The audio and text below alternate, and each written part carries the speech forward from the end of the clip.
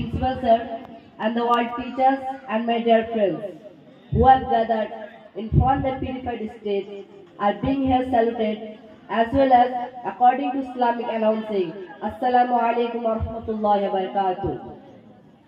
Now I have to deliver a speech on a role of woman and building an ideal society.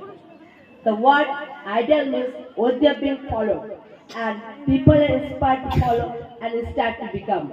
An ideal society means a traditional society, decorated with Allah, given law, where people live in peace and pity, tolerance and kindness, love and affection, and also by realizing satisfaction of the great creation and happy life they had after.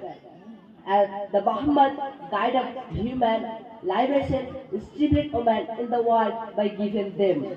Allah is Almighty, who has creation, the wonderful woman,